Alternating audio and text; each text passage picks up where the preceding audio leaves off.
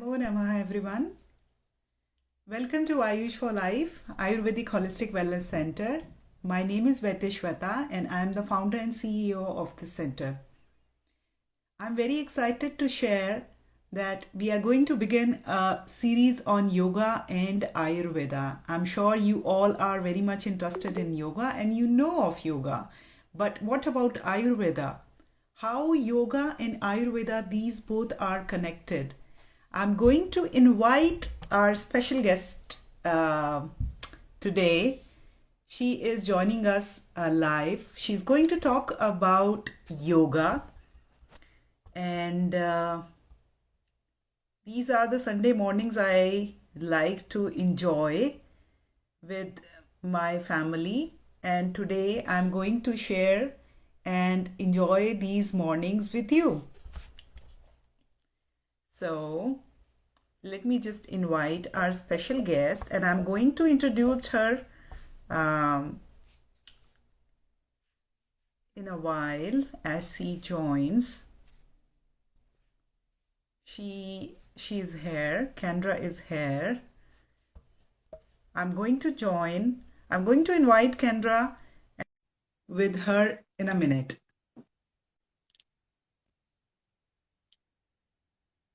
She's here. I'm so glad. Hi, Kendra. Good Hi, morning. Good morning. how are you? I'm good. I'm good.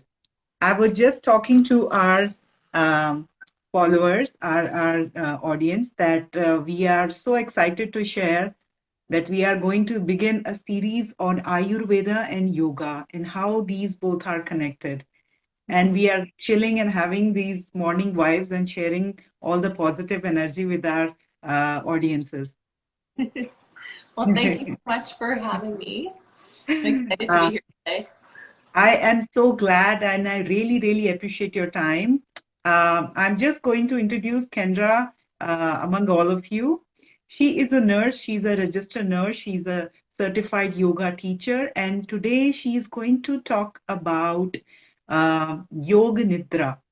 So, the concept of yoga and the concept of Ayurveda, what these bigger sciences, how are they intertwined with each other? Let me give you a little bit brief. Me coming from a background of yoga and Ayurveda both, um, these both sciences originated from ancient India, the Vedic culture coming from India 5,000 years back. And parallelly, these two school of philosophies were going on um, in ancient India. And these there are many references literally in the, Ayurvedic classical text as well as in yoga text that states that these two had effect on each other.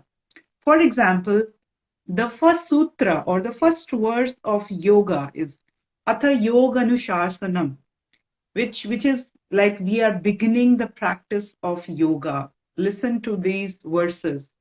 The teacher is saying to the students at the same way, the same classical way, Ayurvedic text has been specified. And the first verse of Ayurvedic classical text in Charak Samhita says, Ataha Dirgha Jitya Dhyayam Vyakhya Samaha. So both of the Vedic, the notations in both the classical books, they are parallelly same and they have so much of influence on each other. And I'm going to talk about it in detail in our coming episodes as we go along in this journey. And back to you, Kendra. Today we are going to talk about yoga and how yoga nidra is beneficial to the people here uh, living in this world, living in this so much of stressful world, pandemic world. Over to you, Kendra. I won't take more time. Thank you, Shweta. Yeah, so Yoga Nidra. Um, I started practicing Yoga Nidra when I began my teacher training in 2014, and I continued practicing, but I think the peak of when my practice really started to deepen was during pregnancy with my twins. And that was because my physical body was not, moving the same way, and I had a lot of pain in the body, and so and was lacking sleep. So Mm. this practice is amazing for rejuvenating and providing a restful experience, especially helpful when my body wasn't really moving the same way I was used to, or had a lot of pain. So that's what drew me to it more then, and then this practice continued to support me when I had my kids and I was depleted and tired and exhausted and stressed. Yes, To yes. give those nice breaks. There are loads of benefits of Yoga Nidra, so it's almost like I could spew off a giant list, but the best way Wow. to experience it is to experience Wow. it on your own, I guess. Wow. Short, simple practices can really make a huge difference in rejuvenating your body and healing your mind. Absolutely. So are you saying that this can be practiced by women in their postpartum period? Is that so, Kendra? Of course, yeah, it's great for anyone who's experiencing stress, burnout, and women in postpartum or prenatally is really great. The only thing with prenatal is obviously positioning. You want to make sure that you're not lying flat on your Yes, back. yes, If you're yes. further, but mhm. Wonderful, wonderful. Because I find many of my women patients, they have hard time, especially the one in the postpartum period. They find it very hard to uh, get themselves aligned. The first few weeks are especially the Mhm. learning curve as the new baby arrives, and they feel that burnout, and they are, of course, they are sleep deprived. And a small session of Yoga Nidra can actually rejuvenate, and they can catch up with their all the lost sleep because they are breastfeeding, and there are so many changes that goes on in the first and second weeks. So can you explain us, Kendra, you explain how it helped you in your journey as you started experiencing the benefits of Yoga Nidra. So, what is actually Yoga Nidra, and what happens to our bodies when we start doing Yoga Nidra, and how do we do?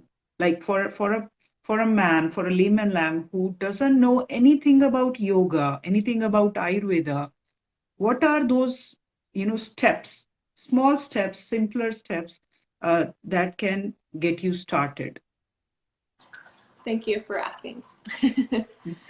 um, so, hang on here. Get my thoughts aligned. Start with what is Yoga Nidra. So basically, it's Yoga Nidra is used to describe a technique or a guided awareness technique that helps bring you into what is actually the state of Yoga Nidra, which is where in an EEG you would see delta waves. You would be in a deep sleep state, but with awareness retained. So often, this is kind of the technical definition, I guess, what Yoga Nidra is, but it's a guided awareness practice with the intent of bringing you into the state of Yoga Nidra. So the Yoga Nidra state is where you would then have the potential of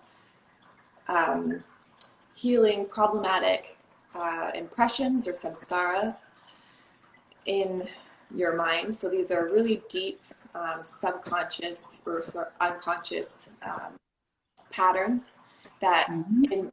cause your actions or responses to, or it, I guess, pushes those impulses. So they can be Right. beneficial, but they can also be not beneficial. So this practice helps to bring your awareness so deeply inward in that deep sleep state that you can resolve some of these patterns that aren't serving you anymore. So it has this really deep potential, but beyond that, even if you don't get into a yoga nidra state or you don't experience that change right away, you're going to get amazing benefits just from the relaxation, and Yes. that practice Yes. in itself is amazing. And so I I I believe in that 100%, Kendra. Uh, I have a little doubt. Can you explain us the difference between the Shavasana and Yoga Nidra? Is there any kind of difference? Because people normally who start doing Shavasana, they fall into sleep while Mhm. doing Shavasana. Yeah, So the guided practice of doing Shavasana and Yoga Nidra, are they kind of similar or different? they're definitely similar. So um, it's um, in Yoga Nidra, we typically take the pose of Shavasana, and Hmm. I, you can. I've put a short video on my website about how to get into a supported Shavasana and do alternate or alternatives if you wanted to look that up if you want Yes, to get yes. comfort on that. But basically, Shavasana is a very restorative position, and it can be done lying flat on your back. Your hands can be on your tummy, your arms can be out, your feet are about hip distance. Alter it from there. And in that um, relaxed waterline lying position, you're going Hmm. to experience loads of rejuvenating effects as well, just from relaxing there. So, Shavasana in the end of a yoga class, you'll end up in that position typically. Um, and you may just be sitting quietly and focusing on your thoughts. You may be in more of a meditative state. But with the Yoga Nidra, we use this position and this alignment of our spine, this relaxation and truly letting go to allow yourself to relax into the experience of moving inward. And then we use the guided awareness to draw your attention. It's almost like the person who's talking or guiding you in the process Mm. is like a parent talking in another room as you're a child playing with your toys.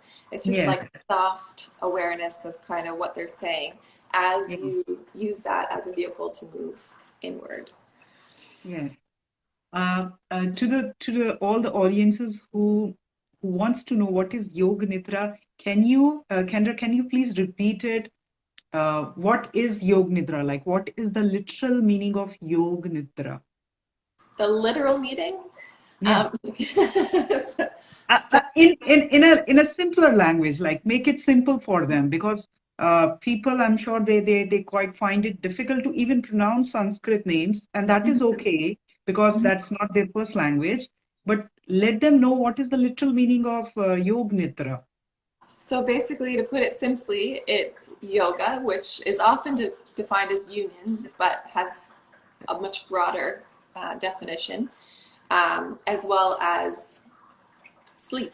Nidra just means sleep. Mm. So it, Yes, it's a yes, enlightened nap is what I've heard it called before. yes, yes. I got you. High five. Enlighten sleep, enlighten a nap. Most of the time, many people when they sleep, they go to sleep. When they wake up, they don't feel fresh. They feel exhausted. Their body aches whole of the time. So, on a physical level, as an Ayurvedic expert, if I wanted to uh, diagnose it, there are certain things that we can definitely take care of. But on a yoga side, if we wanted to cater to sleep or nidra, which is one of the basic pillar of being a healthy person according to Ayurveda and yoga, yoga nidra is an absolute fantastic tool to settle you down, to feel you grounded, especially in this pandemic period when people they are multitasking, they are doing work from home, they are having a challenging, struggling time with so many things, job, home, children, spouses, mental peace, me time. There are so many things, Yeah, and yoga nidra can be a fantastic tool to help you stay awakened, and take care of your mental health, I would say. Do you agree, Kendra? 100%. Yeah. Yeah. So thank you so much for joining us today, Kendra. these series are going to be very short and sweet so that we all have our morning vibes and, all the day positivity going on later into the day. And we are going to talk about more about Yoga Nidra and have a mini sessions in the coming episodes, how to actually do Yoga Nidra, how you will be helping us and guiding us through that practice.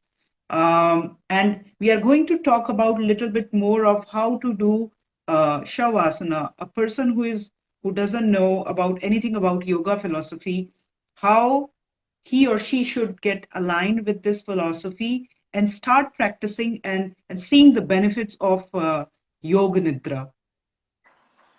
Thank you so much. Thank you so much, Kendra, for joining us today. And we'll see you next week, same time, giving more information about Yoga Nidra. Thank you so much. Thank you. Namo Namah.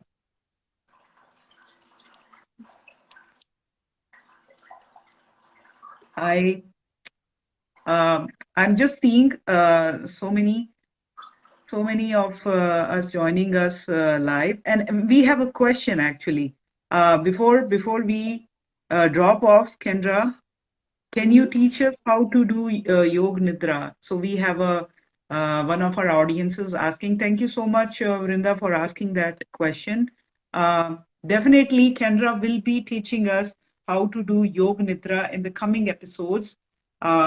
Due to our time constraints, we will be having this series very short, and we will be having a practice of Yoga Nidra, mini Yoga Nidra session, along with Kendra in our follow-up episodes, and she's going to guide us, have that real experience, how Yoga Nidra can actually help you feel relief, feel relaxed, feel rejuvenated as we are awakened and we are having that enlightenment, that short enlightenment, that how it feels like when we feel relaxed, we are in constant stress. So, anyways, Kendra, thank you so much. And Vrinda, thank you so much for asking that question. We'll see you next week. Take care.